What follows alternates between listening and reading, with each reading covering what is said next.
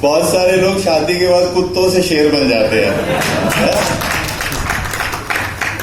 तो thank you, आप सब यहाँ पर बहुत मुसीबतों से आए, कुछ ट्रेन भी कैंसिल थी, काफी जूझते हुए लोग आए, लेकिन यहाँ के जो एक पॉजिटिविटी है, इस हवा में जो पोल्यूशन है वो ऑलमोस्ट जीरो है। सबसे ज्यादा ऑक्सीजन इस एरिया में, देवभूमि है उत्तराखंड की, और इसको फील करिए, यहाँ की पॉजिटिविटी को फील करिए। और सुबह तो बहुत सारे लोगों ने स्विमिंग पूल में भी पॉजिटिविटी फील करी है, ठीक है। पानी में रहने से आपके बहुत सारे टेंशन, स्ट्रेस लेवल खत्म हो जाते हैं। पानी के ऊपर मैंने बात करी थी आपसे कल। मेरे को बहुत सारे लोगों ने बहुत सारी रिक्वेस्ट कर रहे थे कि सर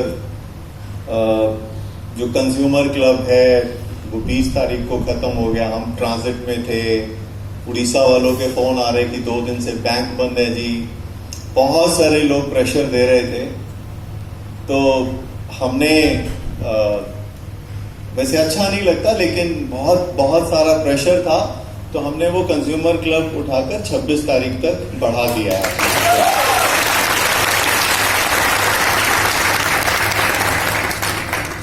तो कल जब मैं निकल रहा था तो राणा प्रताप जी मुझे मिले, रास्ते में जाते जाते वो एक और शुरली दे, कहते सर दिवाली है, कुछ तो दे दो आप। तो हमने कहा कि चलो ठीक है, 26 तारीख तक जो मंजिल की और पार्ट 4 है उसमें जो अर्ली बर्ड के अंदर टिफिन का है वो भी हमने 26 तारीख तक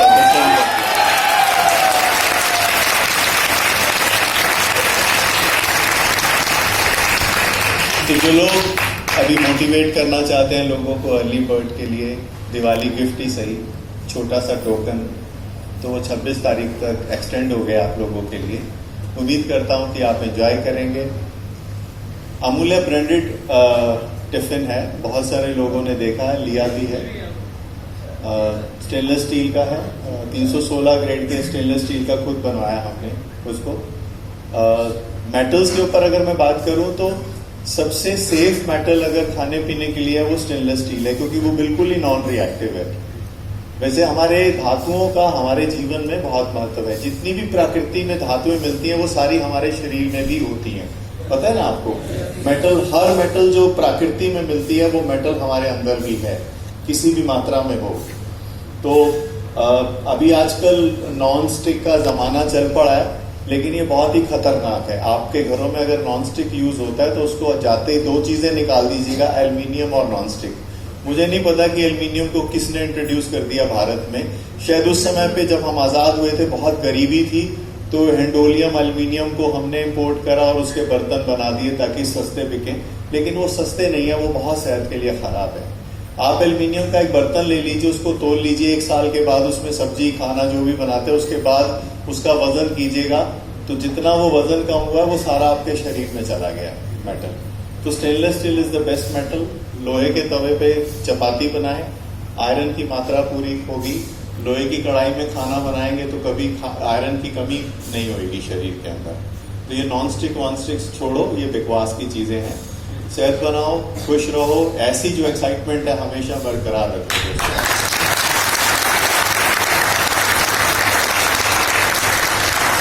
मॉर्निंग सेशंस में बहुत से लोग आते हैं, लेकिन फ्री में ज्ञान है भाई, कोई चार्ज नहीं करता। मैं खुद सुबह 4 बजे उठने लग गया हूँ अब, तो बुला लिया करो सबको, ठीक है। बहुत सारे लोग परिवार के साथ होते हैं, और एक बार तो एक पता नहीं कौन था, वो लोटा लेके बैठा हुआ है, वो भी मोबाइल ऑन करता सुबह। और सचिन जी ने देख लिया, उसको फटाफट आउट करा, वो लोटा लेके बैठा हुआ है। ऐसा मत करो, ठीक है, तरीके से बैठे। अभी मैंने ना एक चीज और सोची, हमारे पास हमारा अपना कारखाना है, हमारी फैक्ट्री है, हमारी समझ लीजिए एक तरह की किचन है। हम जो बेच रहे हैं वो अपनी रसोई में बनाते हैं, ठीक है। मैं एक्चुअली कारखाने को रसोई समझता हूं, जो भी आप चाहते हैं वो हम बना सकते हैं वहां पर। तो मुझे लगा कि हम डॉक्टरों से बात करते हैं, हम प्रोडक्ट के ऊपर बात करते हैं, क्यों ना महीने में एक ऐसा सेशन हो जो सिर्फ फैक्ट्री वालों के साथ हो।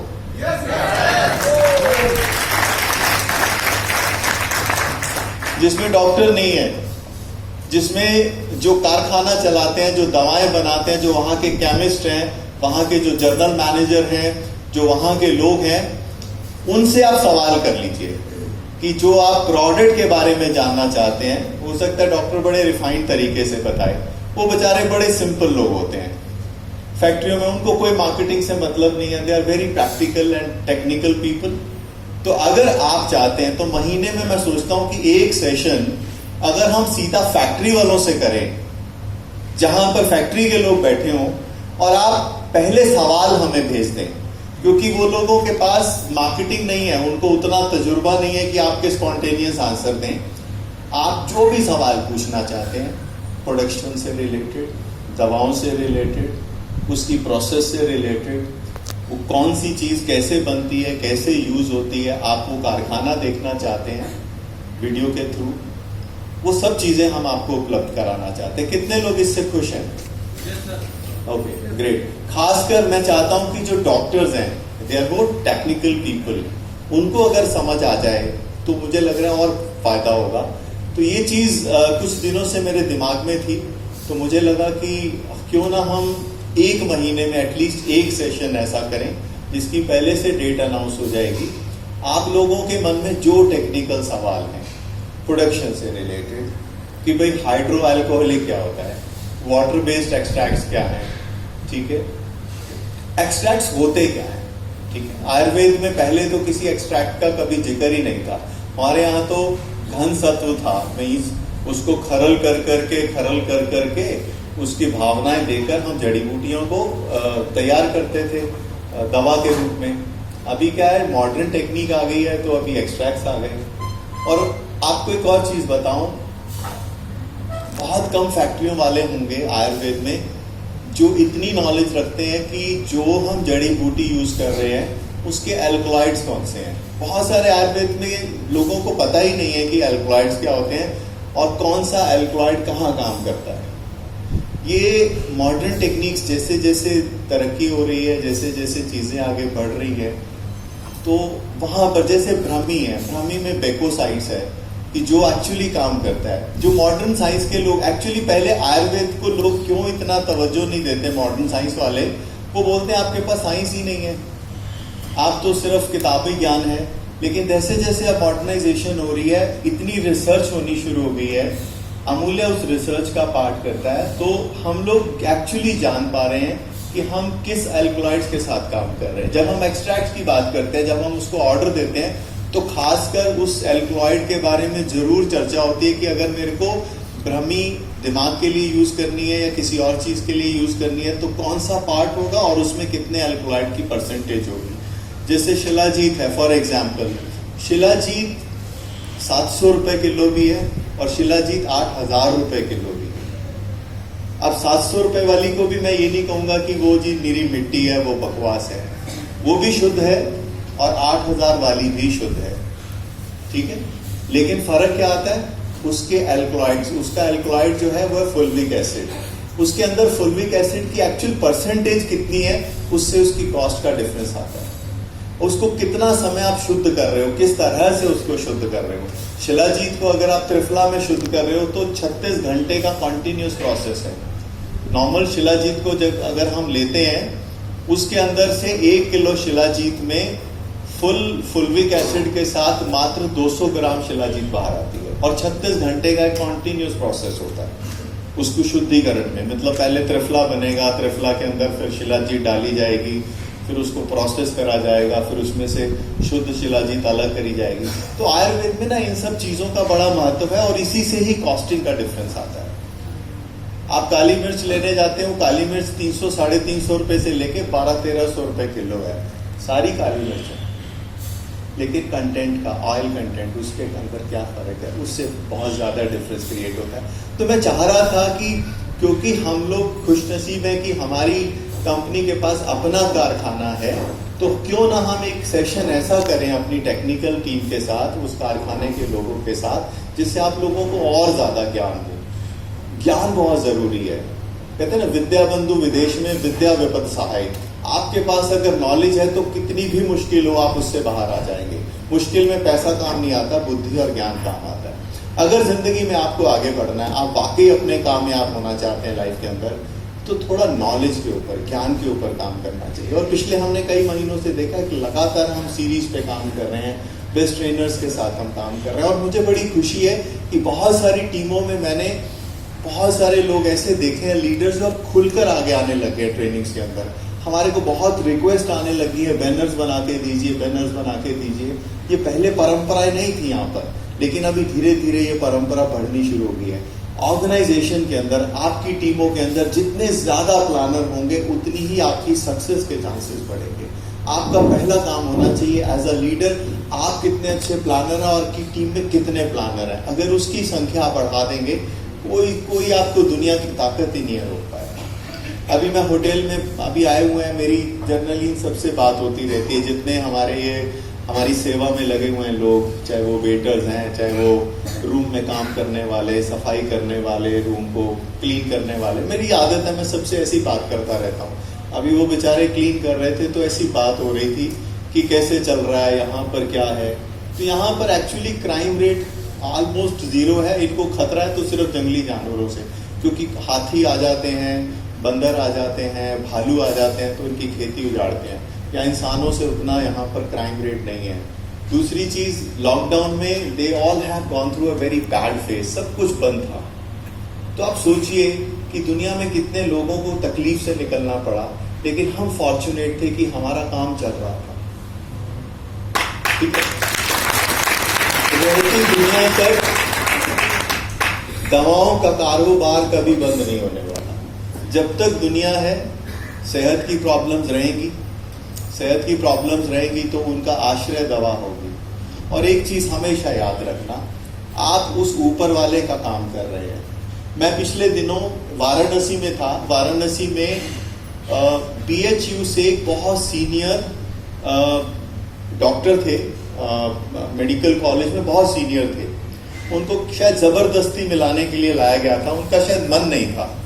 जिस बॉडी लैंग्वेज से वो मेरे रूम में आए, बात करी उन्होंने, तो उन्होंने पाते ही मेरे को सवाल पूछा, आप डॉक्टर हो? मैं कहा नहीं, मैं आपकी तरह डॉक्टर तो नहीं हूँ। कहता फिर आपको दवाओं के बारे में क्या पता है? मैं कहा सर मुझे कुछ नहीं पता, मैं एक ही चीज जानता हूँ कि ऊपर वाले का प्रतिरूप है दवा। हम ऊपर वाले के दरबार में सजदा करते हैं, ऊपर वाले से दुआ मांगते हैं सलामती की। और ये जो चीज मैं बना रहा हूं ये भी सलामती के लिए ही है। मुझे ये पता है कि मैं ऊपर वाले का काम कर रहा हूं, इसलिए बहुत शुद्धता से करता हूं। इसके बाद वो इम्प्रेस हो गए। उसके बाद वो फिर 1 घंटा मेरे से बात करते रहे और प्रॉमिस करके गए कि मैं आपकी फैक्ट्री जरूर विजिट करूंगा। तो आप लोग जिस कारोबार में हैं, इसको पवित्रता के साथ करिए।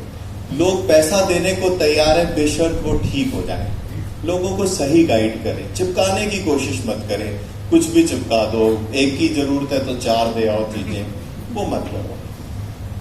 जितना भरोसा जीतोगे, मैं हर सेशन के एंड में एक ही चीज बोलता हूं कि चरित्र का निर्माण इस तरह से करो कि लोग आप पे भरोसा करें।